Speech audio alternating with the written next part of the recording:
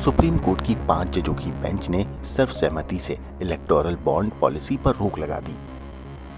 लोकसभा चुनाव 2024 से एन पहले इलेक्टोरल बॉन्ड स्कीम पर सुप्रीम कोर्ट के 5 जजों की संविधान पीठ के फैसले ने सरकार को तगड़ा झटका दिया है।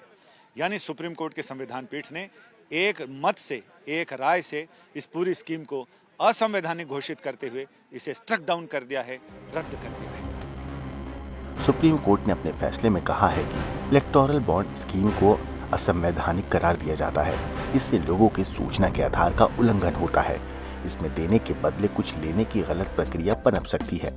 राजनीतिक चंदे की गोपनीयता के पीछे ब्लैक मनी पर नकेल कसने का तर्क सही नहीं। आपको बता दें कि इलेक्टोरल बॉन्ड को स्टेट बैंक ऑफ इंडिया से जारी होता था। लिहाजा सुप्रीम कोर्ट ने एसबीआई को कहा है कि वो एसबीआई 2019 से अब तक इलेक्टोरल बॉन्ड के जरिए चंदा लेने वाले राजनीतिक दलों की जानकारी दे। एसबीआई राजनीतिक दल की ओर से कैश किए गए हर इलेक्टोरल बॉन्ड की डिटेल दे, कैश करने की तारीख का भी ब्यौरा दे। एसबीआई सारी जानकारी 6 मार्च 2024 तक इलेक्शन कमीशन को दे।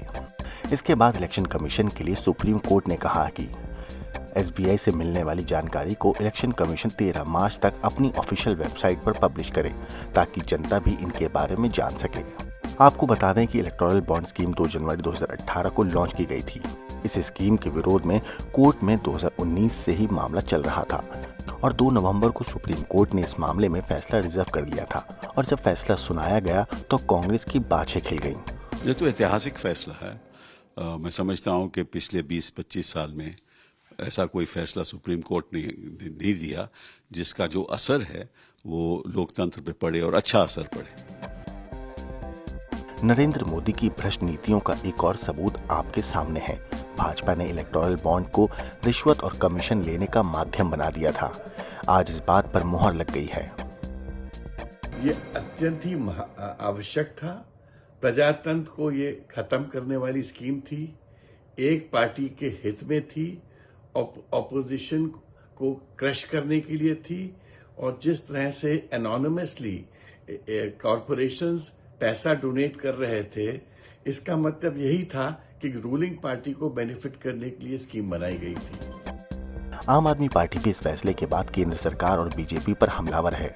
नहीं, निश्चित रूप से एक इस चुनावी पारदर्शिता पे इसका असर पड़ेगा और जो धनबल का प्रभाव सत्ता के प्रभाव में होता है, मुझे लगता है कि उस पर निश्चित रूप से सकारात्मक प्रभाव पड़ना चाहिए। जबकि बीजेपी कह रही है कि इलेक्टोरल बॉन्ड स्कीम से उन्हीं दलों को दिक्कत है जो चोर दरवाजे से चंदा लेते हैं। जो पार्टियां पारदर्शी तरीके से फंडिंग के पक्ष में हैं उनको कोई दिक्कत नहीं। जो पार्टियां चोरी छुपे ब्लैक फंडिंग के जो है वो सूरमा रहे हैं, उनको ज़रूर समस्या है। आपको बता दें कि इलेक्टोरल बॉन्ड एक तरह का प्रॉमिसरी नोट होता है, जिसे बैंक नोट भी कहते हैं। इसे कोई भी भारतीय नागरिक या कंपनी खरीद सकती है। अगर आप इसे खरीदना चाहते हैं तो आपको ये स्टेट बैंक ऑफ इंडिया की चुनी हुई ब्रांच से मिल जाता है। इसे खरीदने वाला इस बॉन्ड को अपनी पसंद की पार्टी को डोनेट कर सकता था, मगर फिलहाल इस पर रोक लगा दी गई है। देखना ये होगा कि सुप्रीम कोर्ट के इस फैसले से आने वाले लोकसभा चुनाव पर क्या असर पड़ता है। ब्यूरो रिपोर्ट, क्राइम तक।